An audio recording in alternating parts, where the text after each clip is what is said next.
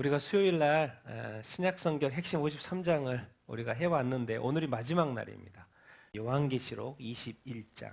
그래서 오늘 마지막 시간을 핵심 53장 마지막 시간을 갖도록 이렇게 하겠습니다. 오늘 새 하늘과 새 땅, 새 예루살렘 이야기입니다. 하나님께서 처음에 이 땅과 하늘을 창조하셨잖아요. 그래서 성경을 보면 좋은 때가 창세기 1장, 2장, 타락 3장 가면 딱 타락하잖아요. 이게 1장 제일 좋았던 땅. 그래서 하나님이 세상을 창조하시고 또 뭘 만들었어요? 에덴 동산을 만들었죠. 근데 그 에덴 동산이 3장에서 파괴됐죠. 성경의 첫 장, 1장, 2장이 가장 행복했던 때, 그리고 이 전체 성경에서 또 맨 마지막 21장, 22장이 제일 행복한 게 이야기입니다. 왜? 새하늘과 새 땅 이야기. 뭐요? 이 구하늘과 그 땅이 타락을 해서 이제 그것이 버려지고 이제 새 하늘과 새 땅을 창조한다라는 그런 이야기 입니다. 그래서 지금 사도 이렇게 요한이 이 환상을 보고 정말 궁극적으로 우리가 예수 믿는 사람들이 들어가서 영생할, 영원히 영생 복락을 누릴 그 새 하늘과 새 땅 이야기, 새 예루살렘. 여러분 지금 이제 2000년 전에 2000년 동안 예수님 오신 이후에 교회 시대도 끝났습니다. 그리고 이 세상을 심판하는 7년 대환란도 끝났습니다. 그리고 예수님 재림하셔서 이제 이 땅의 지상에서 천년 왕국을 이루셨는데 그 천년 왕국도 끝났습니다. 그래서 궁극적으로 이 땅에서 이 이루어지는 모든 시간들이 다 끝나고 이제 새 하늘과 새 땅으로 들어간다는, 그야말로 천국이, 영생이 시작된다는 그런 이야기가 바로 오늘 새 하늘과 새 땅, 새 예루살렘. 이 땅에도 그 예루살렘 있잖아요. 근데 오늘 새 예루살렘은 자꾸 하늘에서 내려온다는 이야기를 합니다. 하늘에서 내려오는 새 예루살렘. 그런 이야기를 오늘 이렇게 하게 될 것입니다. 이제 이 세상의 역사가, 이 세상은 다 영원하지 않습니다. 이 세상의 모든 역사가 다 끝나고 이제 새로운 세상, 새 창조, 새 하늘과 새 땅 이야기, 우리가 앞으로 누리게 될 그 땅에 대한, 새 하늘과 새 땅에 대한 이야기를 오늘 나눠보도록 이렇게 하겠습니다. 기대가 되시죠? 네, 우리는 반드시 여기에 들어가게 될 줄로 믿습니다. 아멘. 계시록 21장인데요. 우리 먼저 들어가기 전에 우리가 마지막 설명, 이제 마지막이니까 우리 요한계시록 전체 이제 재앙이죠. 일곱 나팔 재앙, 그리고 용과 적그리스도, 거짓 선지자, 일곱 대적 재앙, 음료와 바벨론, 어린 양 혼인장치, 아마겟돈하고 전쟁, 지상 재림했고, 지난주에 천년 왕국과 백보자 심판 이렇게 했고, 오늘 마지막 새 하늘과 새 땅 이야기입니다. 새 예루살렘 이야기. 그리고 마지막에 뭐라고 합니까? 주 예수 어서 오시옵소서. 이렇게 마라나타 하고 이제 딱 클로즈 마무리하는 어떤 그런 것입니다. 그래서 오늘은 21장. 자, 우리 21장 1절 2절 같이 읽어보겠습니다. 시작. 또 내가 새 하늘과 새 땅을 보니 처음 하늘과 처음 땅이 없어졌고 바다도 다시 있지 않더라. 또 내가 보매 거룩한 성 예루살렘이 하늘로부터 내려오니 그 준비한 것이 신부가 남편을 위하여 단장한 것 같더라. 아멘. 이제 처음 하늘과 처음 땅은 뭐겠습니까? 태초에 하나님이 창조하시고 또 인간을 창조하시고 또 에덴 동산을 창조했던 그 태초의 처음의 하늘과 처음의 땅, 그것이 이제 다 사라지고, 그때 또 바다도 다 만들었지 않습니까? 다 사라지고 이제 뭐가 시작이 돼요? 새 하늘과 새 땅. 요한이 보는 거예요. 아, 새 세상이 시작이 되는구나. 새 하늘과 새 땅. 우리가 쉽게 이해하면 이제 천국. 구하늘에 새 예루살렘이 있었던 것처럼 이제 여기에도 새 예루살렘이 있어요. 새 예루살렘, 새로운 예루살렘. 그런데 무슨 성이라고 돼 있어요? 거룩한 성. 무슨 단어가 붙어 있어요? 거룩한 성. 그런데 여기서는 이제 표현이 이렇게 돼 있어요. 하나님이 이 땅에 에덴 동산을 만드셨잖아요. 그런데 이제 새 예루살렘은 하나님으로부터 어디에서 내려와요? 하늘에서 내려오니 구 하늘과 구 땅에서의 그 에덴 동산은 땅에 있는 거였죠. 그랬는데 이제 새 예루살렘은 어디에서 내려와요? 하늘로부터 내려온다. 이게 비교를 하고 있어요. 비교. 대조를 시키고 있죠. 전혀 새로운. 그러고 보면 하늘에 새 예루살렘이 있고 그 예루살렘이 있었던 것이 구 예루살렘이 모형인가? 그렇게도 이해할 수 있습니다. 하늘에서 내려오니 그 준비한 것이 뭐가? 신부가 남편을 위하여 단장한 것 같더라. 왜 이 표현을 썼겠습니까? 나중에 이걸 설명하려고 미리 던져놓는 거예요. 신부가 신랑, 어린 양 예수 그리스도의 그 혼인잔치, 그런 어떤 연결성 때문에 그렇습니다. 그래서 이제 이 새 예루살렘을 이제 풀어가는데, 이제 1차적으로 새 예루살렘은 구원받은 성도들의 공동체, 예루살렘. 그러니까 어떤 사람의 관점, 존재의 관점으로서 구원받은 성도들의 공동체, 성도들이 새 예루살렘이다라는 식으로도 해석이 가능하고요. 또 이제 이 땅의 그 예루살렘이 도시였던 것처럼 또 새 예루살렘도 하나님의 백성이 거주하게 돼 또 장소의 개념으로도 해석이 되고, 그래서 이렇게 두 가지 관점으로 해석이 가능합니다. 성도들의 구원받은 성도들로도 나중에도 설명도 하고요. 그렇지만 또 우리가 또 도시의 개념도 우리가 좀 이렇게 이해를 해도 좋을 것 같습니다. 자, 우리 3, 4절, 3, 4, 5절 같이 읽겠습니다. 시작. 내가 들으니 보좌에서 큰 성이 나서 이르되 보라, 하나님의 장막이 사람들과 함께 있음에 하나님이 그들과 함께 계시리니 그들은 하나님의 백성이 되고 하나님은 친히 그들과 함께 계셔서 모든 눈물을 그 눈에서 닦아주시니 다시는 사망이 없고 애통하는 것이나 곡하는 것이나 아픈 것이나 다시 있지 아니하니 처음 것들이 다 지나갔음이로라. 보좌에 앉으신 이가 이르시되 보라, 만물을 새롭게 하노라 하시고 또 이르시되 이 말은 신실하고 참되니 기록하라. 아멘. 하나님께서 이 세상을 창조하시고 또 에덴 동산을 만들어서 또 사람을 만드시고 에덴 동산을 만드셔서 하나님 이 땅에 내려왔어요? 안 내려왔어요? 내려오셨죠. 그래서 아담을 이렇게 만났어요. 그래서 아담과 교제를 이렇게 했습니다. 그런데 이 인간이 죄를 지음으로 말미암아서 이 땅에 다시 하나님이 내려오셔야 되는데 그냥 내려올 수 없으니까 타락한 세상이 이렇게 됐어요. 타락한 세상 속에서 하나님이 내려오실 장소를 구원한 이스라엘한테 만들려고 그러죠. 그게 뭡니까? 성막, 이제 성전, 건물 성전, 그 성전을 만들려고 하죠. 그래서 하나님이 어디에 임하셔요? 성막에 특별히 지성소에 임하시죠. 그 말이 뭔 말입니까? 하나님이 너희와 함께 하겠다. 그렇게 구약을 지나고 이제 예수님이 딱 오셔죠. 같이 한번 읽어보겠습니다. 마태복음 1장 23절 읽겠습니다. 시작. 보라, 처녀가 잉태하여 아들을 낳을 것이요 그의 이름은 임마누엘이라 하려 하셨은즉 이를 번역한즉 하나님이 우리와 함께 계시다 함이라. 그래서 이제 성막으로 하나님이 때때로 임하시는 그런 역할을 하다가 이제는 하나님이 아들이죠. 하나님이 직접 이 땅에 내려오십니다. 그게 바로 하나님의 아들 예수 그리스도. 그러면서 이름을 임마누엘이라고 하면서 해석을 해줘요. 번역을 해줘요. 뭐라고요? 누가? 하나님이 누구와? 우리와 함께 계시다. 그러니까 하나님은 끊임없이 이 세상을 창조하신 목적이 인간과 뭐 하려고 하신 거예요? 함께 하려고, 동행하려고 만드시는 거예요. 그래서 그 에녹이라는 그 표현이 있는 거예요. 에녹은 뭐예요? 7대손, 아담의 7대손 에녹은 뭐예요? 300년 동안 하나님과 동행해가지고 데려갔어요? 안 데려갔어요? 데려갔어요. 인간을 궁극적으로 만든 이유가 하나님이 인간과 뭐 하려고? 함께 하려고. 그러니까 에덴 동산, 죄악 세상, 성막, 지성소, 그 다음에 이제 예수 그리스도. 그럼 예수 그리스도가 떠나버리셨는데 그럼 어떻게 함께하지? 또 누구를 보내셨어요? 성령을 보내셔가지고 알고 봤더니 하나님은 사실 처음부터 끝까지 계속해서 뭐 하고 있는 거예요? 함께하고 계시는 것이라는 것을 알 수 이렇게 있습니다. 그래서 새 하늘과 새 땅, 도대체 왜 하나님이 또 만드시지? 뭐 하시려고요? 하나님의 장막, 이제 새하늘과 새 땅에는 누구? 하나님의 장막. 무슨 표현이겠습니까? 하나님의 집이 이제 어디에 있다는 거요? 사람들이 사는 곳에 같이 있다는 거예요. 뭐 하려고?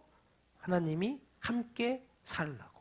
하나님의 장막, 하나님의 집, 사람의 집이 같이 있는 거예요. 그러니까 하나님이 그들과 함께 계시고 그들은 누가 되는 거예요?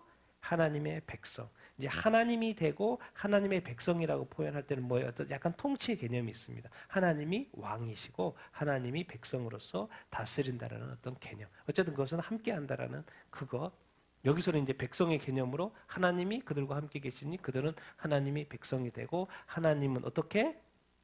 친히 이제 함께 같이 거하겠다는 거예요. 그래서 친이라는 단어를 붙들고 있어요. 친히 그들과 함께 가시죠. 왜? 여기에는 이제 뭐가 없어요? 죄가 없어요. 죄가 없고 하나님이 다스리는 그곳이에요. 그러니까 궁극적으로 이거죠. 궁극적으로 뭡니까? 뭐가 회복이 된 거예요? 영원한 사귐. 사실 에덴 동산을 만들었을 때 뭐죠? 하나님께서는 영원히 하나님과 교제하려고 하나님 교제하려는 의도로 만들었던 것이죠. 그런데 이 죄가 들어옴으로 말미암아 사탄 마귀의 미혹에 넘어가로 말미암아 이 영원한 사귐이 뭐가 됐어요? 단절이 됐던 거죠. 그러나 새 하늘과 새 땅에서는 뭐요? 이 영원한 에덴 동산에서 실패했던 영원한 하나님과의 교제와 사귐이 다시 회복이 됩니다. 그러면서 우리가 또 한 가지 이제 성경적으로 또 이렇게 풀어보면은 꼭 하나님은 이스라엘 백성을 구약에서 구원하고 나서는 꼭 이런 표현을 해요. 나는 이스라엘 애굽 땅에서 너희를 구원한 것은 내가 너희 하나님이 되고 너희를 뭐 하려고? 너희 백성으로 삼으려고. 계속 이 관계를 이야기해요. 관계. 내가 너희를 구원하는 것은 내가 너희의 하나님이 되고 너희는 내 백성 삼으려고 했다라는 이 관계를 자꾸 이야기를 하셔요. 이 땅에 예수님이 이 땅에 오신 것도 뭐예요? 하나님이 아버지 되시고 그 백성, 예수 믿는 사람이 백성 되는 관계, 이 언약적인 관계를 뭐 하는 거예요? 회복하시는 거. 그러니까 이런 어떤 하나님이 이 땅에 이제 새하늘과 새 땅에 하나님이 거한다는 그런 이유는 원래 잃어버렸던 그 영원한 이 교제와 사귐을 회복하는 것이고 또 언약적인 이 관계를 회복하는 것이라는 것을 우리가 기억하면 좋고 이제는 뭐예요? 하나님과 우리가 예수 믿는 사람들이 뭐 한다? 같이 산다. 지금은 이제 하나님을 교회 가서 예배한다는 개념이 이렇게 있잖아요. 근데 새하늘과 새 땅에서 어떻게 할까요? 그냥 하나님 하나 앞에 계셔요. 하나님 그냥 만나요. 따로 성전에 모여서 예배드리는 게 없어요. 그냥 만나요. 그냥 얼굴 봐요. 하나님께 감사하고 찬양하고 경배하고 내가 새 노래로 하나님을 찬양하고 싶다 그러면 내 머릿속에서 새 노래가 만들어질까 안 만들어질까요? 자동으로 만들어집니다. 그래서 새 노래가 또 하나님을 찬양하고 경배하고 혼자도 드리고 같이 모여도 드리고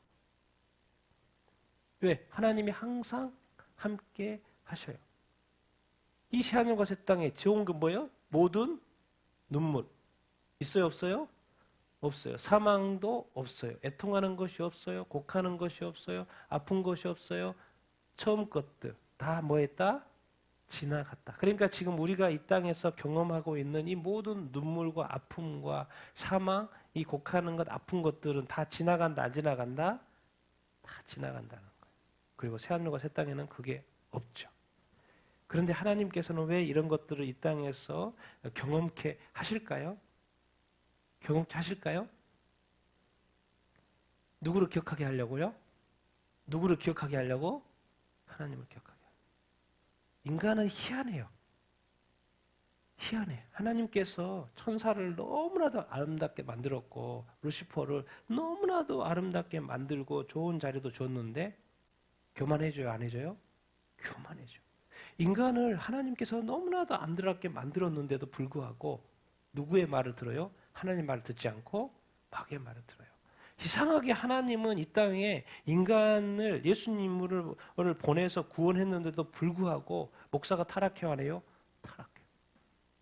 예수를 믿는 성도가 또 타락해 안 해요? 타락해요. 그리고 하나님 좋다고 하는데 좋다고 했던 때가 어느 같은데 세상으로 가버려 안 가버려? 가버려요.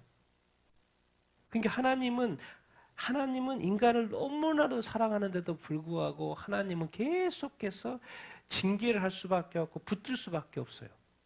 왜 그래요? 가만히 놔두면 자동으로 눈에 보이는 대로 가버리니까 좋은 대로 가버리니까 감정대로 가버리니까 그냥 하나님은 계속해서 때로는 이런 징계들을 통해서 근데 이건 1차적으로는 타락했기 때문에 이런 게 있는 것이고 또 하나님은 좋은 것도 도구로 사용하지만 이런 안 좋은 것들로도 사용하고 계셔요. 근데 기억해야 될 거요.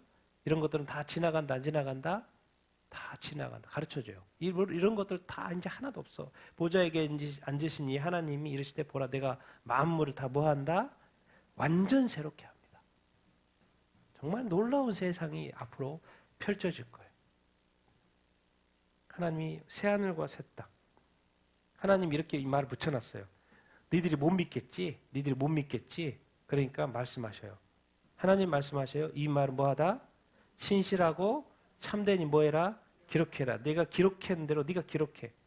그 말이 이루어진지 안 이루어진지 나중에 보라는 거예요. 지키는지 내가 약속을 지키는지 신실한지 약속을 지키는지 안 돼. 이게 참말이었는지 아니었는지 기록해라는 거예요. 하나님이 그냥 기록해놓고 나중에 보라는 거예요. 그 말은 뭔 말이에요? 하나님이 만물을 새롭게 하신다 안 하신다? 새롭게 하신다. 정말 우리는 이 새하늘과 새 땅에 완전 새로운 그런 어떤 것을 우리가 다 보게 될 거예요. 이제 다시 그런 어떤 하나님과 영원한 사귐이 하나님이 그냥 바로 앞에 있는 이런 놀라운 아담이 타락하기 전에 하나님이 내려와서 그 에덴동산을 같이 거닐면서 대화했던 그 시간들 우리는 지금 경험하지 못하잖아요. 아담이 타락해버린 바람에. 그런데 그것을 에녹처럼 두고두고 계속해서 할 수 있는 그 시간이 온다라는 것입니다. 자, 6, 7, 8 읽겠습니다. 시작.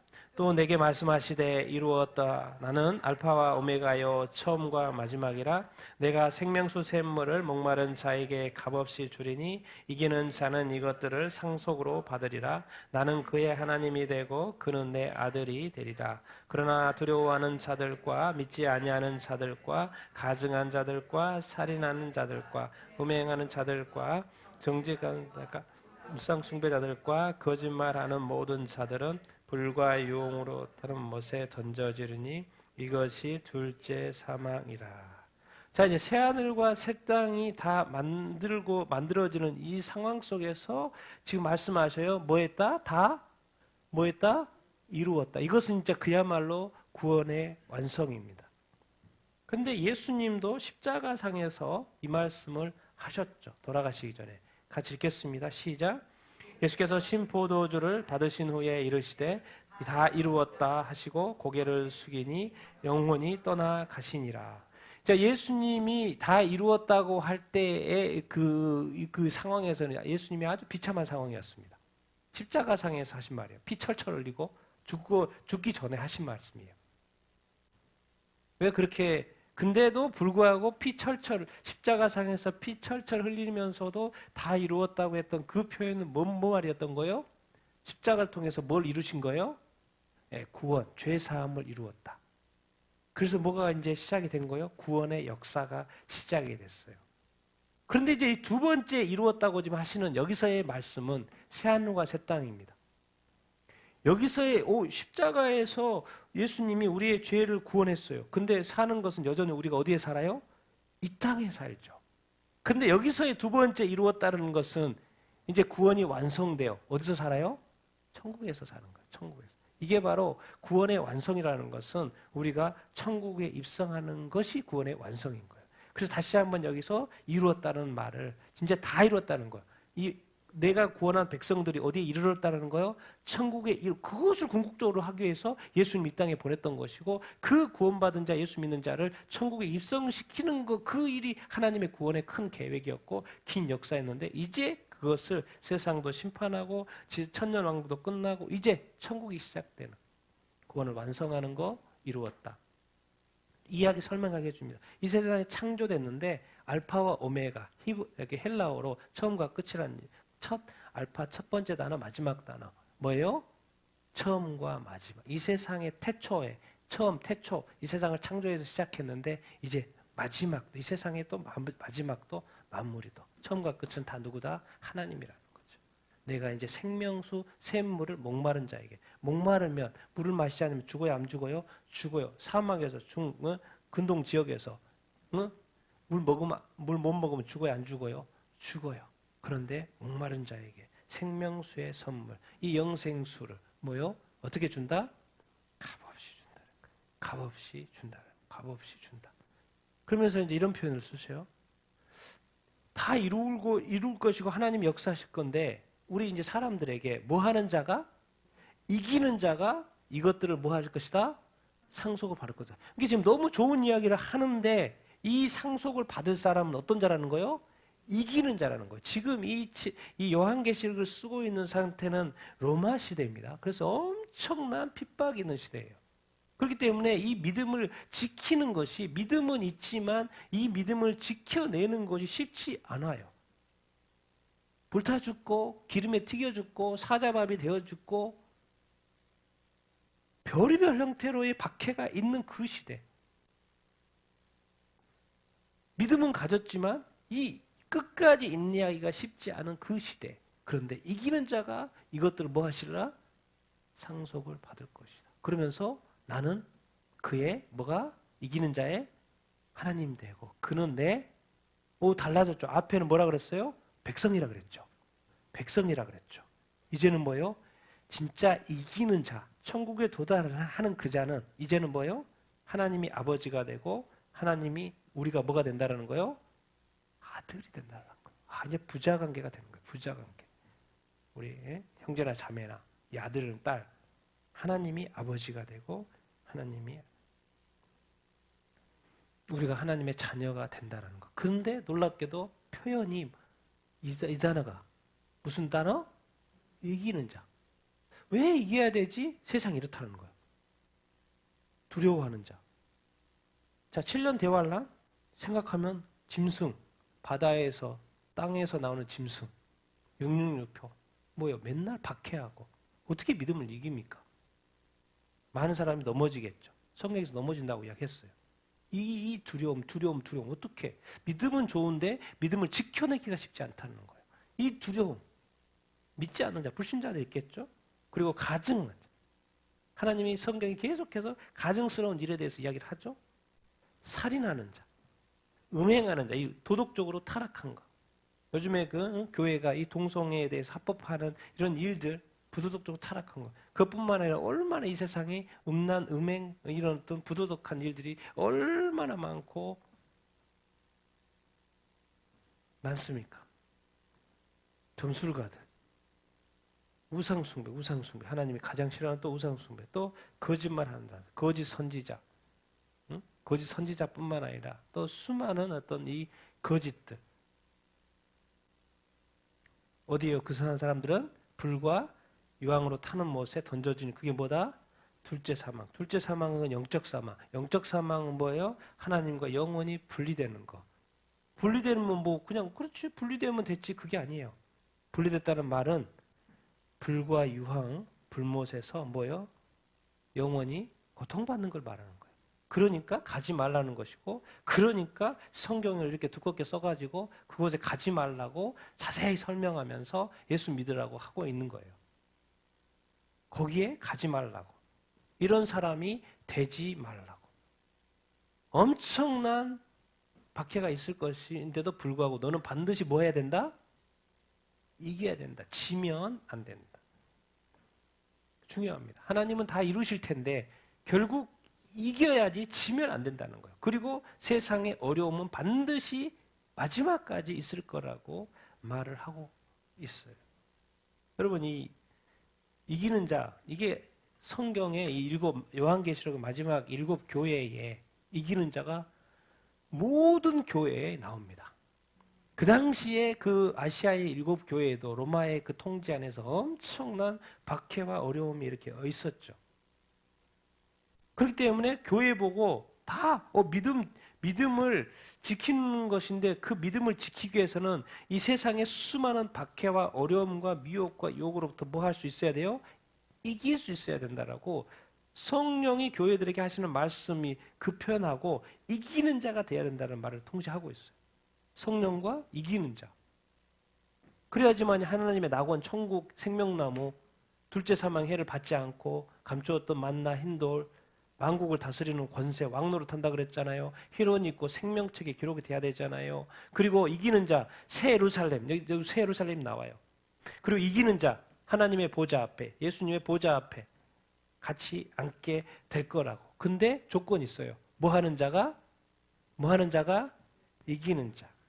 1차적으로 2000년 전에 예수님이 이 성경이 2000년 전에 쓰였잖아요. 그러니까 2000년 동안 교회 시대였어요. 2000년 교회 시대 동안에 또 박해가 있었어요, 없었어요? 교회 때마다 세기마다 엄청난 박해가 있었어요. 그러니까 예수 믿는 것이 좋긴 하지만 항상 2000년 동안 지금까지 누가 역사했어요? 사탄이 역사했어요. 예수님만 믿으면 괴롭히는 거예요. 박해하는 거예요. 왜? 누구를 통해서? 당시의 권력자들을 통해서. 계속해서 끊임없이 다. 그러니까 1차적으로 2000년 동안에 그 박해가 있었잖아요. 자, 좁은 의미로 지금 이게스 지금이 이 아시아 일곱 교회한테 한 말은 뭐냐면 지금 로마 시대예요. 그리고 이제 7년 대환란에 대한 심판 이야기를 하기 때문에 좀 이렇게 좁게 보면은 이제 왜 7년 대환란 때 교회는 반드시 뭐한 자가 뭐가 있을 것이다? 적그리스도의 세상이기 때문에 적그리스도는 그리스도를 믿는 자를 가장 싫어하겠죠. 그러니까 박해를 할 거란 말이에요. 성도들을 엄청나게 밝게 할 거예요. 하나님의 자녀라고 하는 유대인들을 엄청나게 밝게 할 거예요. 하나님의 성도들을 엄청나게 밝게 할 거예요. 그러면서 거기에 말하는 거예요. 이 7년 환란 좁은 관점에서 엄청난 박해가 있었기 때문에 뭐 하는 자가 돼야 된다? 이기는 자가 돼야 된다고 방금 전에 말하는 거예요. 그래야지 이 좋은 것들을 다 뭐 할 수 있다? 상소받을 수 있다라고 이야기하고 있습니다. 그러니까 알고 봤더니 예수님이 이 땅에 오신 이후부터 구원이 2000년 전에 시작된 이후부터 지금까지 끊임없이 교회를 향한 박해와 미혹과 유혹이 마귀가 살아서 이 악령들이 살아서 이 유혹이 있어요 없어요? 박해가 있어요 없어요? 없어요. 그리고 마지막에 결정적으로 7년 대환란 시대에 정말 상상할 수 없는 정말 엄청난 박해가 있을 거라고 지금 요한계시록에 설명을 하고 있고 요한계시록의 그 심판의 그 요한계시록의 일곱 교회한테 하나도 빠지지 않고 다 뭐 해야 된다? 이렇게 설명을 이런 상황이면은 이게 이기기가 쉽다 쉽지 않다? 쉽지 않다는 이야기예요. 그러니까 마음 단단히 먹고 그래서 강조한 게 뭐예요? 성경 끊임없이 인내가 필요하다. 인내가 필요하다. 이 세상을 이기는 것은 믿음이다. 믿음을 가지고 끝까지 뭐 할 수 있어야 된다? 인내해야 한다고 말을 하고 있어요. 여러분 우리 신앙생활 절대로 쉽지 않습니다. 우리가 구원을 받았지만 천국에 딱 들어가기까지는 많은 어려움들이 존재합니다. 어쩔 수 없어요. 우리가 지금 세상의 여정이고 어쩔 수 없어요. 왜요? 예수님도 어쩔 수가 없었어요. 예수님도 이 땅에 살면서 삶 자체가 십자가의 삶이었어요. 어쩔 수가 없었어요. 아니 다시 그냥 빨리 하나님의 아들로 하나님으로 딱 돌아가고도 싶었겠죠. 예수님이. 뭐 이렇게 사역하느라고 바빴고 잠도 제대로 못 잘 때도 많았고 기도 맨날 또 하느라고도 기도하느라고도 바빴고 제자들 챙기느라고도 바빴고 말씀 가르치기 하느라고도 바빴고 가는 곳마다 사람이 쫓아오니까는 또 힘들었고 다 또 응대해야 되니까 힘들었고 귀신 또 들려서 오는 사람도 고쳐져야 됐었고 병든 사람도 고쳐져야 됐었고 그냥 3년 동안 너무 공생을 하면서 예수님도 정말 너무 힘들었어요. 그런데다가 또 악한 이 지도자들은 또 이렇게 예수님을 자꾸 시험하고 여러분 예수 믿는 것이 마지막까지 뭐예요? 쉽지 않아요. 모든 것이 그러니까 뭐 예수 믿고 잘 먹고 잘 되고 이 번영복음 뭐 번영신학 이야기하는데요. 예, 그럴 수 있어요. 하나님이 예수 믿으면 잘 축복하고 다 잘 될 수 있어요. 근데 결국 제가 볼 때는 그것이 뭐가 될 수 있어요? 저주가 될 수 있습니다. 왜? 인간의 속성상.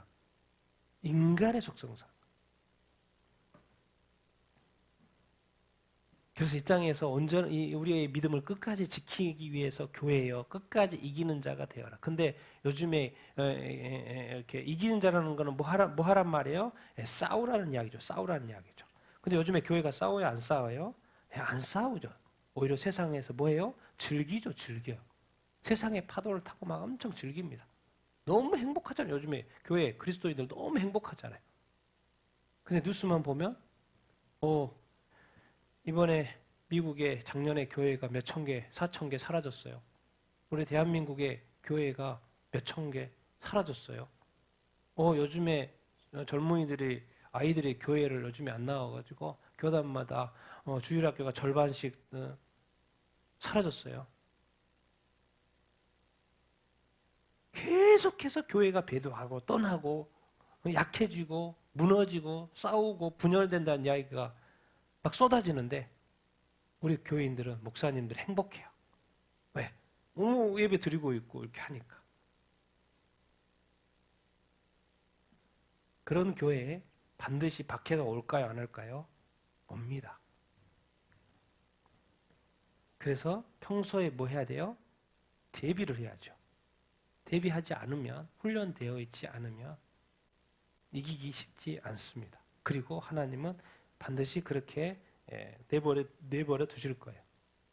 왜? 훈련하지 않는데. 시간 있을 때 해야 되는데. 평소에 해야 되는데. 세상과 짝하고 살다가 위기가 닥쳤을 때 주님 나를 도와주십시오. 평소에는 주님을 따르지 않다가 위험하니까 또 도와달라고. 여러분 이 인간의 삶이 얼마나 알고 보면은 하나님 앞에 예수 믿고 살지만 얼마나 이기적인지 모릅니다. 우리 신앙인들이 얼마나 하나님 중심으로 사는 사람이 얼마나 많지 않고 주님 중심으로 사는 사람이 얼마나 많지 않습니다. 분명히 싸우게 될 거고 싸움이 벌어질 거고 엄청난 박해와 유혹들이 올 텐데 이겨야 한다. 그래야지 상속받을 수 있다. 그런 이야기입니다. 자, 그 다음에 이제 새 예루살렘으로, 새 하늘과 새 땅 이야기하고 새 예루살렘으로 넘어갑니다. 자, 90, 11 읽겠습니다. 시작. 일곱 대접을 가지고 마지막 일곱 재앙을 담은 일곱 천사 중 하나가 나와서 내게 말하여 이르되 이리 오라. 내가 신부 곧 어린 양의 아내를 내게 보이리라 하고 성령으로 나를 데리고 크고 높은 가 얻는 그로부터 하늘에서 내려오는 거룩한 성 예루살렘을 보이니 하나님의 영광이 그 있어 그 성의 빛이 지극히 귀한 보석 같고 벽옥과 수정같이 맑더라. 이제 새 하늘과 새 땅을 넘어서 이제는 새 예루살렘에 대해서 설명을 이렇게 하는데 일곱 대접 마지막 인 나팔 대접 재앙 마지막 일곱 재앙 세 번째 재앙인 일곱 대접을 가지고 마지막 일곱 재앙을 담은 그 천사 일곱 천사 중에 하나가 와서 이제 사도 요한한테 말을 하는 것이죠. 내가 신부 보여줄게. 이제 세상이 끝났으니까 하나님에게 중요한 거 뭐겠습니까? 그 신부죠. 신부. 그러니까 다시 설명을 해요. 신부. 신부가 구체적으로 누군지를 설명을 해줘야죠. 누구의 신부? 어린 양의 신부. 어린 양의 아내. 내가 보여줄게. 그래서 누가 데려가요? 성령으로 데려가요. 요한을 크고 높은 산으로 어떤 산으로 데려갔어요. 그리고 일단 보여줘요. 뭘 보여줘요? 누구로부터 내려와요? 하나님으로부터. 어디서 내려온 걸 봐요? 지금 환상 중이겠죠? 어느로부터? 하늘에서부터 내려오는 뭐예요? 거룩한 성 새 예루살렘을 보고 있는 거예요. 사도 요한이 보고 있는 거죠. 보여주니까. 어린 양을 설명을 어린 양의 아내 신부 보여준다고 딱 가서 보여주는 것이 무슨 새 예루살렘이 하늘에서 내려오는 것을 보여줘요. 그러니까 요한이 저것이 새 어린 양의 신부인가 또 생각을 했겠죠. 신부 어린 양의 아내. 그런데 무슨 사람들이 모여 있고 하얀 옷을 입고 있고 무슨 신부를 보여줘야 되는데 이상하게 새 예루살렘 성을 하늘에서 내려오는 것을 보여주시네. 그런데 그 새 예루살렘 성에 뭐가 가득해요? 하나님의 영광이 가득해요. 그 성에 뭐가?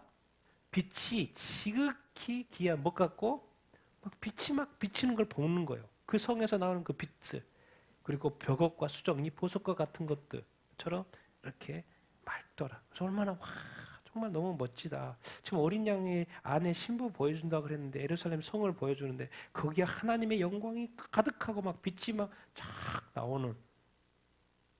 그런데 그 거룩한 성 예루살렘을 여기서는 보여줬는데 앞에서는 19장에서는 요한계시록 19장에서는 이렇게 해요. 이거였죠. 같이 읽겠습니다. 시작.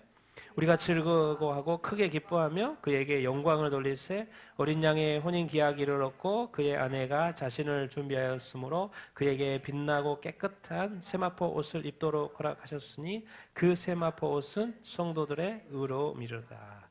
계시록 19장에 보니까 이제 어떤 아내 어린 양의 혼인자 결혼 시간이 됐어요. 그래서 아내 이야기하는데 누구라고 표현을 해줘요?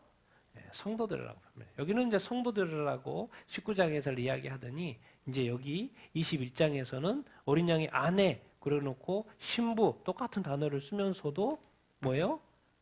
뭘 보여주고 있어요? 거룩한 성 새 예루살렘. 여기서 이제 우리가 이제 기억해야 될 것은 왜 거룩한 성 예루살렘 기억할 때 우리가 뭐를 지금 대조하고 있어요? 앞에서 멸망한 뭐예요? 예, 바벨론. 자, 바벨론은 반드시 망해. 그리고 하나님이 심판해.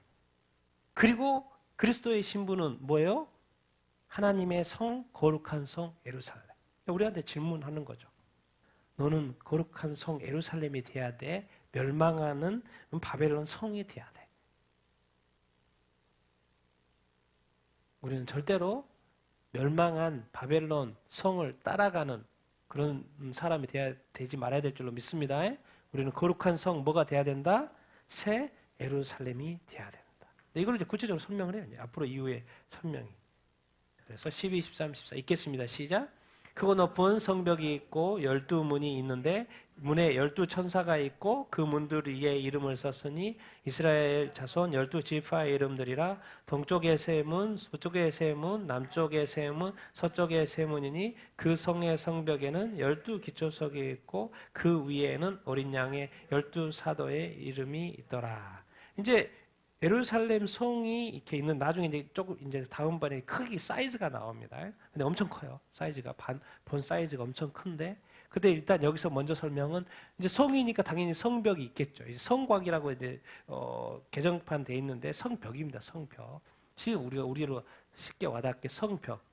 성벽으로 둘러져 있다라는 것은 무엇을 의미하는 거예요? 네, 보호해야 된다는 거. 왜? 옛날에는 성이 있고 성문을 통하여서 누가 들어와요? 적들이 들어와서 무찌르잖아요.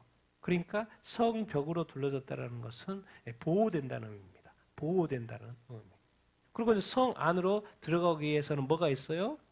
문이 있죠. 근데 문이 몇 개? 12개. 그런데 문 앞에 문지기가 있는데 문지기가 누구예요? 천사들이네. 천사들. 12천사들. 누가 천사를 이기겠습니까? 그리고 그 문들 위에 이름이 이렇게 있는데 그 문, 12문이 있는데 그 문 위에 이름이 누구의 이름이 되어 있어요? 12지파. 구약 이스라엘의 12지파의 이름입니다. 문에 12개의 문이 있는데 그 문에 12지파의 이름이 있다. 동쪽 3개, 문 3개, 북쪽, 남쪽 각각 3개. 12지파의 이름.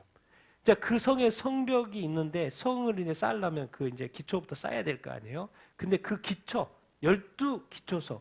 하나가 아니고 12기초석. 기초석이 있는데 그 위에는 누구의 이름이 있어요?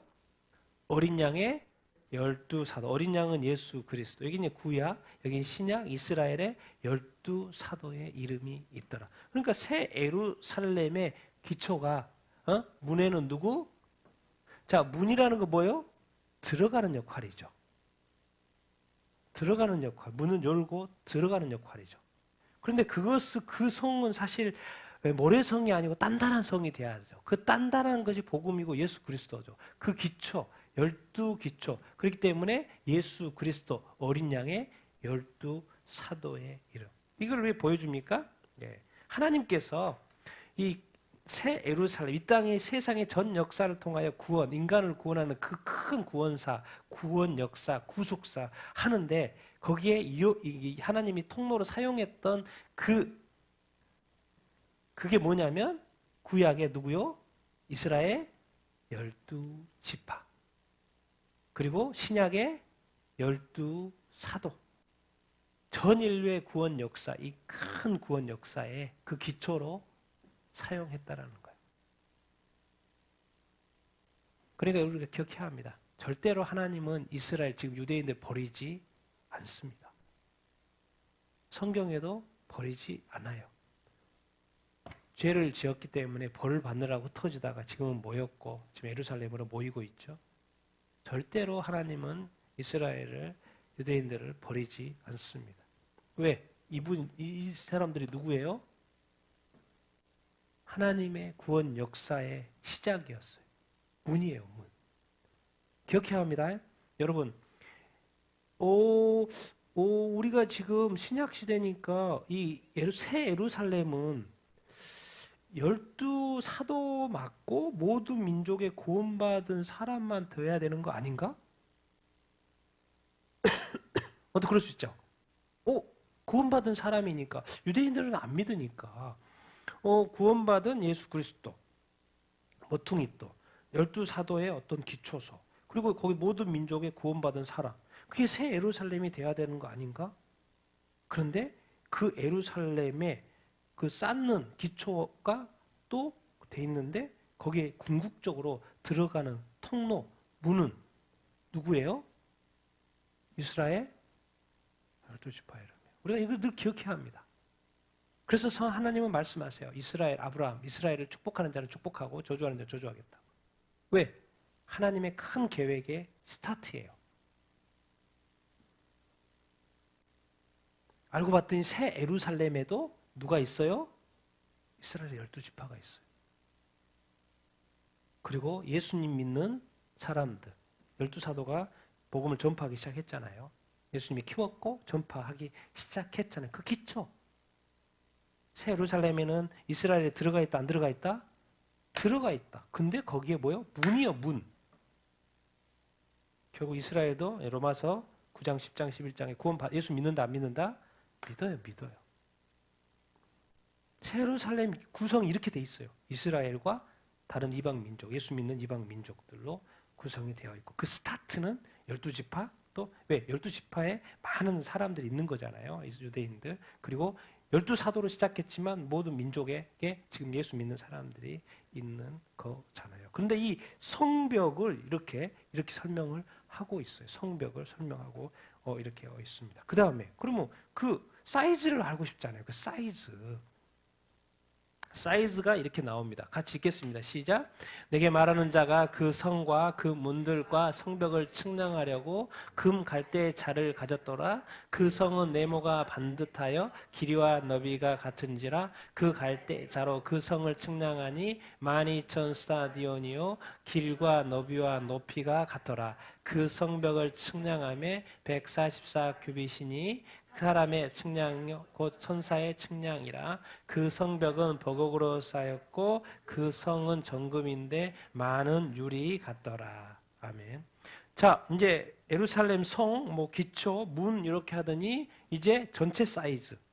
내게 말하는 자가 그 성과 그 문들과 그 성벽을 측량하려고 금 갈대자를 가졌고 그 성이 어떤 모양이었다고요? 네모가 반듯했다. 정사각형. 네모가 반듯했다. 길이 너비가 같아요. 넓이가 같고 그 갈대자로 그 성을 측량하니 몇 스타디온? 12,000 스타디온. 1스타디온은 185m. 12,000 스타디온은 해보니까 몇 킬로? 2,200킬로. 지금 사도 요한이 보고 있는 이 새 예루살렘의 사이즈가 2,200킬로예요. 그러면은 지금 서울에서 부산까지 보통 몇 킬로예요? 400킬로. 400km. 서울시청에서 부산시청까지 보통 한번 이렇게 인터넷 치면 나와요. 400km. 정확히 396km인가 나와요. 이게 400km라고 합시다. 서울에서 부산이 400km인데 지금 몇 킬로? 몇 스타디움? 몇 킬로요? 2,200. 몇 배예요? 그냥 5배 정도. 그러니까 지금 사도 요한이 지금 환상 속으로 보고 있는 이 새 예루살렘의 사이즈가 커요, 적어요? 엄청 큰 거예요, 지금. 서울과 부산의 5배나 된 사이즈를 지금 보고 있는 거예요. 그것이 정사각형. 그런데 이건 이제 입체이기 때문에 정육면체죠. 정육면체. 왜? 1, 2, 3, 4에다가 위아래가 있으니까. 입체니까 정육면체 사이즈. 그게 2,200. 자, 그 성벽을 측량했는데 높이가 몇 미터? 높이가 몇 미터? 65m. 엄청나게 높죠? 그러니까 이게 지금 어마어마하게 한 사이즈고, 근데 여기 이제 많은 해석하는 사람들이 많이 합니다. 12하고 14 보면 12 곱하기 1000 그리고 14도 12 곱하기 10이에요. 이게 다 12, 12 12사도 12지파 또 12 곱하기 1000 또 12, 12 다 그러니까 뭔가 하나님의 뭔가 계획된 뭐가 있는 거죠. 정확한 거죠. 여기서 또 이렇게 사람의 측량, 천사의 측량은 사람의 측량인데 천사의 측량. 뭔가 의미가 있는 것 같은데 사람의 측량, 천사의 측량을 같은 걸로 설명하고 있고. 자, 그 성벽은 뭐로? 벽옥으로 보석. 그 성은 정금. 그러니까 뭡니까? 천국에 가면 뭘 써야 돼요? 선글라스 써야 돼. 선글라스 써야 돼. 선글라스 제일 먼저 가서 입구에서 선글라스 하나씩 딱 사들고 딱 들어가야지 눈이 이렇게 안 다칠 것 같아. 다 정금이고 다 보석인 거예요. 여기서 힌트. 여러분 이렇게 성경을 볼 때, 왜 여기 새 예루살렘이 네모고 반듯하지? 뭐가 딱 생각이 나야 되냐면, 뭐가 생각나야 돼요? 지성소가 생각이 나야 됩니다. 그 성전의 성막의 성전의 지성소는 여기도 정사각형 몇 미터짜리? 9미터짜리 9미터짜리 9미터짜리 9미터짜리 정사각형. 그런데 여기는 엄청나게 커요. 그래서 지성소에는 누가 임하셔요? 하나님의 임재와 영광이 있죠. 알고 봤더니 새 예루살렘 여기 자체가 뭐예요? 이제는 큰 지성소와 마찬가지라는 거예요. 그래서 이 사이즈를 설명을 해줘요. 정육면체 정사각형이라는 거. 지성소의 사이즈가 뭐지? 정사각형. 거기에 하나님의 임재, 영광. 새 예루살렘도 하나님이 임하셔요. 근데 옛날에는 지성소, 조그만한데 9m짜리, 이제는 어마어마한 예루살렘 전체 성에 뭡니까? 이제는 거대한 지성소. 그렇게 생각하시면 됩니다. 이 새 예루살렘이 하나님이 임재와 영광이 있는 그곳. 그래서 이렇게 왜 정사각형일까? 정육면체일까? 왜 네모가 반듯하다고 할까가 이유가 있는 거죠. 왜 지성소를 그렇게 9m짜리 정사각형으로 만들었을까? 이유가 있는 거죠. 하나님 다 계획이 있는 거예요. 그렇게 설명하는 것입니다. 그래서 우리가 기억하면 좋겠고. 그리고 이제 그 기초 성곽의 기초석, 성벽의 기초석 12문 읽어보겠습니다. 시작. 그 성의 성곽의 기초석은 각색 보석으로 꾸몄는데 첫째 기초석은 벽옥이요, 둘째는 남보석이요, 셋째는 옥수요, 넷째는 녹보석이요, 다섯째는 홍만호요, 여섯째는 홍보석이요, 일곱째는 황옥이요, 여덟째는 녹옥이요, 아홉째는 다망옥이요, 열째는 비치옥이요, 열한째는 청옥이요, 열두째는 자소정이라. 그 12문은 12진준이 각 문마다 한 개의 진주로 되어 있고 성의 길은 맑은 유리 같은 정금이더라. 아멘. 그 성의 성벽의 성곽의 기초석은 각종 뭐로 되어 있다? 보석으로 되어 있다면서 몇 가지를 말해요? 12가지. 왜 그럴까요? 대제사장의 흉패가 있습니다. 대제사장의 흉패. 대제사장의 흉패 있죠? 저기 대제사장의 흉패.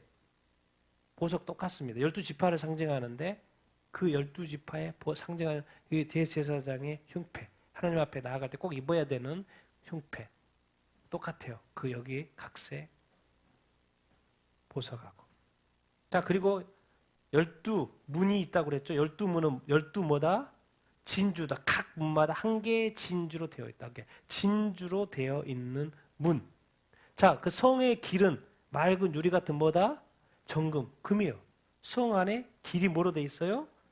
금으로 되어 있어요. 이거 보면 얼마나 성이 화려합니까? 새 예루살렘 성이 얼마나 아름답고 영화롭고 화려하고 대단합니까? 근데 다 금이고 다 보석이에요.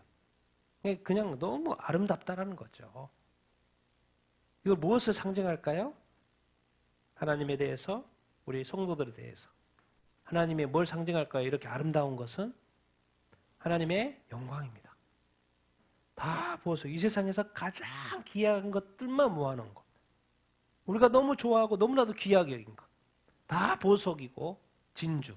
하나님의 영광과 거룩함. 그럼 우리 성도들의 입장에서는 우리 성도들이 뭐예요? 순결하고 또 불변하고.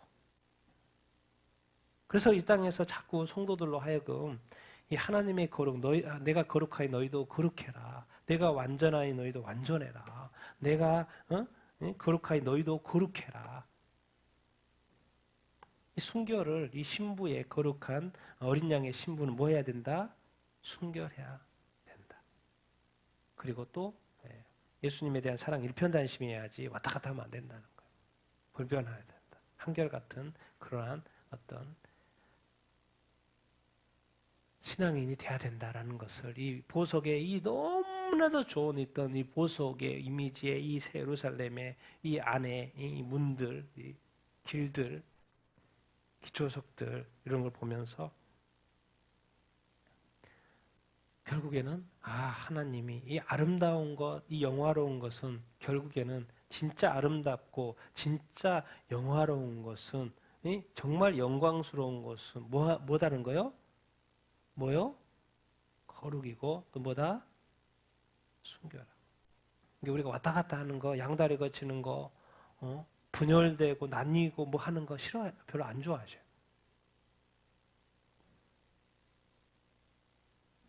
하나 되는 걸 하나님이 좋아하시고 끝까지 믿음 지키는 걸 중요하시고 그 믿음 끝까지 잃어버리지 않고 인내하는 것을 되게 귀하게 여기시죠. 여러분들이 정말 이렇게 순결한 믿음을 갖게 되기를 바랍니다. 거룩한 믿음을 갖게 되기를 바랍니다. 또 그 믿음 인내로서 지켜서 변치 않게 되기를 예수님의 이름으로 축원드립니다. 자, 그 다음에 22절, 23절 읽겠습니다. 시작. 성 안에서 내가 성전을 보지 못하였으니 이는 주 하나님 곧 전능하신 이와 어린 양이 그 성전이심이라. 그 성은 해나 달의 비침이 쓸데없으니 이는 하나님의 영광이 비치고 어린 양의 그 등불이 되심이라. 자, 지금까지 구약에서 성전, 신약에서 성전, 그리고 이제 또 몸 성전.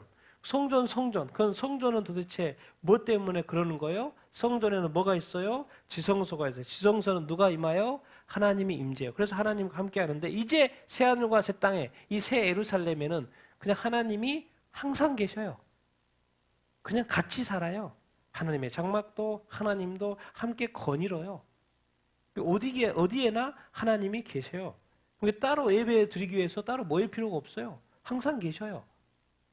그러니까 장소에가 어떤 제한을 받지 않죠. 알고 봤더니 예루살렘 성을 딱 봤더니 가장 중요한 성전이 보이지가 않네. 근데 알고 봤더니 성전 자체가 누구였던 거예요? 하나님과 누구? 어린 양이 그 성전이었던 것이죠. 왜?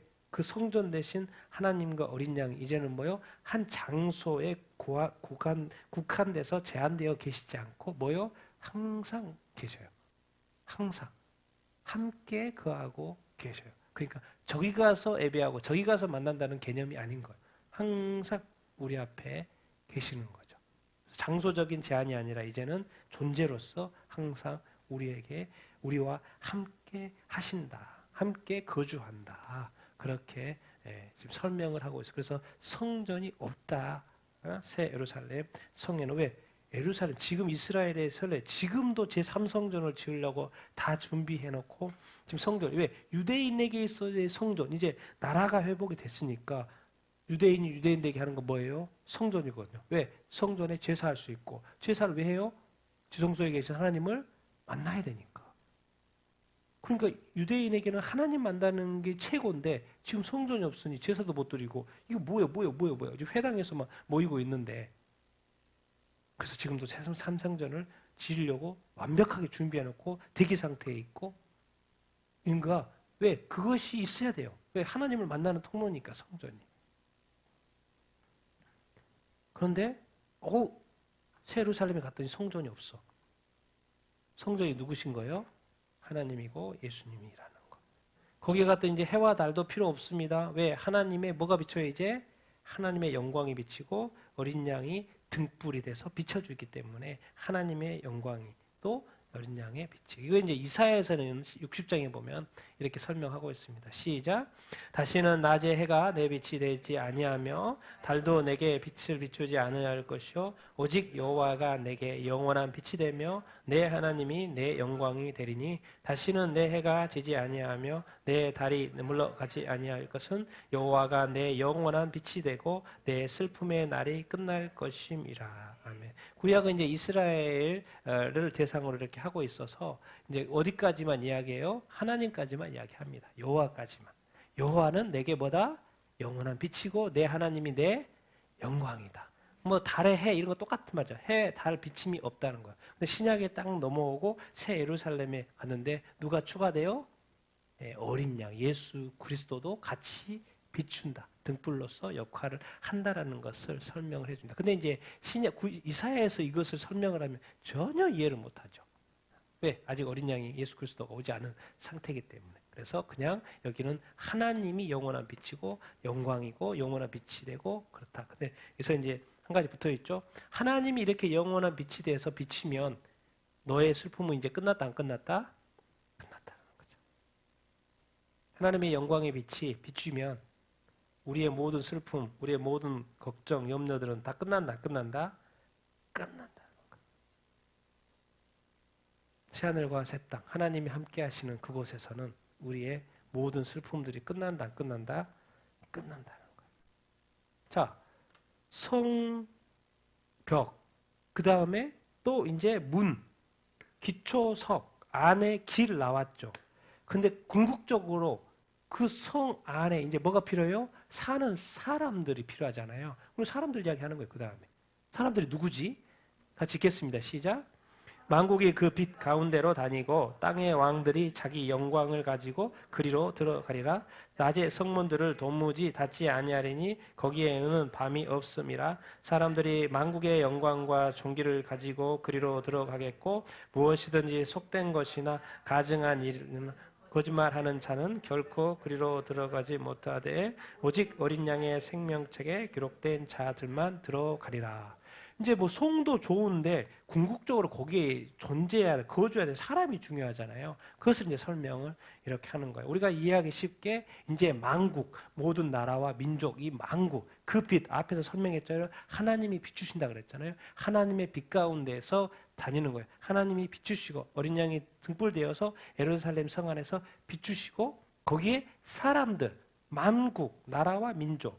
그리고 이제 나라와 민족 하면 거기에 또 뭐가 나와요? 설명하면 나와요? 땅의 왕들. 왕들은 또 영광이라는 단어가 붙여 있죠. 자기 영광으로 가지고 그리로 들어가고.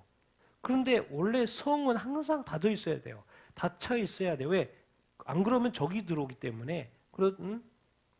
성문은 항상 닫혀 있어야 되는데 성문이 더 이상 낮에인데도 낮에 성문들을 도무지 뭐 하지 않아요? 닫히지 않아요. 거기는 뭐가 없어요? 밤이 없어요. 그리고 이제 열어놔도 적이 와요? 안 와요? 안 와요. 거기는 적들이 있어요? 없어요? 없어요. 이미 다 심판받아서 영원히 존재하지 않고 영원히 들어오지도 않아요. 그리고 이제 밤이 없어요. 하나님의 빛이 그리스도의 등불이 항상 비쳐요. 그러니까 더 이상 예루살렘 성문은 닫히지 않는다. 자, 나라가 있고 왕이 있어요. 항상 누가 있어요? 그 다음에 백성, 사람들이 만국의 영광과 존귀를 가지고 만국, 왕, 뭐 너무 좋게 해서 뭔가 사람들은 좀 이렇게 낮게 보나 그런 식으로 생각할 것 같은데 표현을 다시 해주죠. 만국의 사람들이 만국의 영광과 존귀를 가지고 그리로 들어간다 해서 사람들이고 왕이 아닌 것 같은 신하나 종이나 이렇게 설명할 수 있지만 이 예수 믿는 사람들은 또 그에게 뭐가 있어요? 만국의 영광과 존귀, 왕이 받는 그 존귀가 예수 믿는 사람들에게도 존귀, 영광이 있다라는 거예요. 나라의 만국의 영광. 그래서 정말 여러분 예수 믿는 것이 아주 작은 게 아닙니다. 정말 예수 믿는 것이요. 이 만국의 이 천하가 한 영혼이 천하보다 귀하다는 말이 맞아요, 정말. 그 정확히 표현하고 있어요. 이 사람들이 만국의 영광과 존귀를 가지고 들어간다는 거예요. 천하보다도 귀한 것이 한 영혼입니다. 정말. 여러분 한 사람 한 사람이 얼마나 하나님 보시기에 천하보다 귀하게 여기는지 그래서 여러분한테 말하는 거예요. 만국의 영광, 이 세상의 모든 영광과 존귀가 다 너한테 있다는 거예요. 여러분 자신들을 귀하게 여기게 되길 바랍니다. 또 자랑스럽게 생각하게 되길 바랍니다. 예수 믿는 것을 자랑스럽게 여기는 여러분들 다 되길 바랍니다. 그런데 정확히 가르쳐줘요.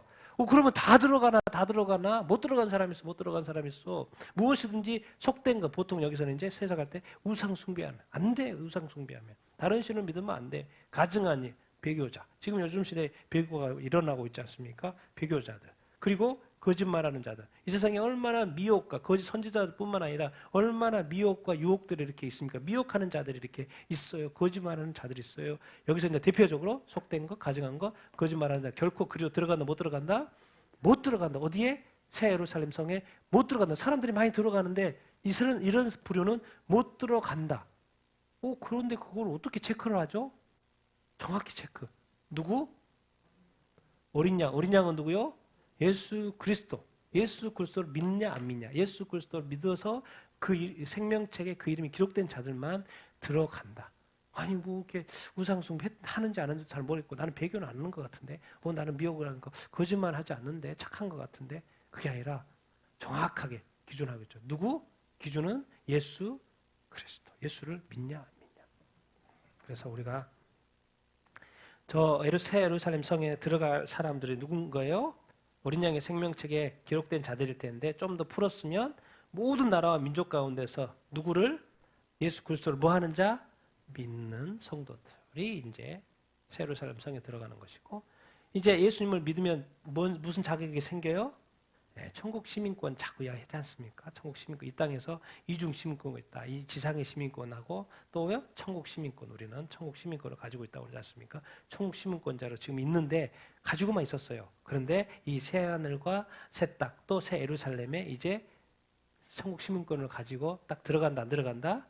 그 예루살렘 성에 들어가게 될 자들. 1차적으로 예수 믿는 사람들. 그리고 예수 믿는 사람에게 뭐가 주어져요? 천국 시민권. 천국이 어디예요? 새 예루살렘. 새 하늘과 새 땅. 새 예루살렘에 들어간다고.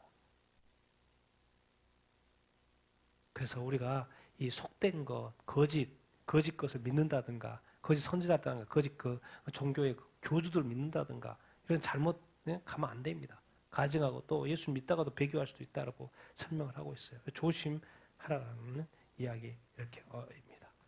자, 이제 거기에 내 성에 안 들어갈 사람들까지 마지막에 설명하는 게 이거 22장 끝입니다. 그래서 같이 읽겠습니다. 시작. 또 그가 수정같이 맑은 생명수의 강을 내게 보이니 하나님과 어린 양의 보좌로부터 나와서 길 가운데로 흐르더라. 강 좌우에 생명나무가 있어 12가지 열매를 맺되 달마다 그 열매를 맺고 그 나무 잎사귀들은 만국을 치료하기 위하여 있더라. 다시 저주가 없으며 하나님과 그 어린 양의 보좌가 그 가운데 있으리니 그의 종들이 그를 섬기며 그의 얼굴을 볼 터이요 그분의 이름도 그들의 이마에 있으리니 다시 밤이 없겠고 등불과 햇빛이 쓸데없으니 이는 주 하나님이 그들에게 빛이심이라. 그들이 세세토록 왕노릇 하리로다. 그러면 그 성에 들어가서 사람들은 뭐 하고 살지? 궁금하지 않아요? 뭐 하고 살지? 설명해 주고 있어요. 뭐 하고 살지? 맨날 띵까띵까 놀면서 이렇게 사나? 설명해 줘요. 뭐 하면서 사는지. 1차적으로 갔더니 뭐요? 그가 수정같이 맑은 뭐가 있어요? 생명수의 강. 에덴 동산 딱 만들어놨더니 그 강이 4개 흐르잖아요. 강. 항상 강이 있네? 알고 봤더니 새 예루살렘 성에도 생명수의 강이 있네. 생명수 강이 무슨 강이 있습니까? 영생 이런 거 가르쳐주고 있잖아요. 거기에도 생명수 강이 있어. 그리고 1차적으로 하나님과 어린 양이 뭐가 있어요? 보좌로부터 나온다는 거예요. 거기서 나와서 길 가운데로 흐르고, 강 좌우에 뭐가 있어요? 생명나무가 있어 12가지의 열매를 맺되 달마다 그 열매를 맺어요. 그 잎사귀들은 만국을 치료하기 위해서 생명나무, 에덴 동산에서 선악과를 따먹으로 말미암아 제한시켰던 그 생명나무가 다시 나타나죠. 이 생명나무의 의미가 뭐겠습니까? 영생한다는 거죠. 영생. 그래서 그 열매를 이렇게 따먹고, 여기서는 이제 천국에서는 이 새하늘과 새 땅 예루살렘에서 아픈 것이 없죠. 근데 치료라고 하는 것은 긍정적인 의미로 이제 더 이상 아픈 것이 없고 온전하고 건강하게 산다는 그런 의미로 역설적으로 설명을 해놓은 거예요. 그래서 아픈 사람이 있어서 치료한다 그런 말이 아니고, 그 나무 잎사귀들은 만국을 치료하기 위해 있더라. 다시 뭐가 없어요? 저주가 없어요. 이게 뭐가 없어요? 왜 저주가 없어요? 새하늘과 새 땅, 또 새 예루살렘에는 뭐가 없어요? 죄가 없어요. 죄가 없으니까 뭐가 없습니까? 당연히 죽음이 없고 또 뭐가 없어요? 저주. 또 더 이상 고통이 없습니다. 더 이상 저주가 없어요. 죄가 없기 때문에. 더 이상 저주가 없고. 다시 하나님과 그 어린 양의 보좌가 그 가운데 있어서. 그러면 이제 거기에 성에 사는 사람들을 앞에서는 백성이라고 했다고, 이제는 또 아들이라고 그랬다고, 자녀라고 했다가, 이제는 또 다른 단어를 하나 쓰고 있어요. 그의 뭐라고? 종들. 왜? 섬겨야 되니까. 그를 뭐하고? 섬기는 거예요. 여기서 이제 종들이라는 것은 하나님을, 여기서 이제 그 당시에 노예로서의 어떤 섬긴다라는 로마 시대의 의미는 좀 힘들고 고된 거잖아요. 근데 이 새하늘과 새 땅에서의 이 백성이, 이 사람이, 인간이, 구원받은 사람의 성도들 하나님을 섬기는 건 기쁠까요? 기쁠까요? 안 기쁠까요? 엄청 기쁘겠죠.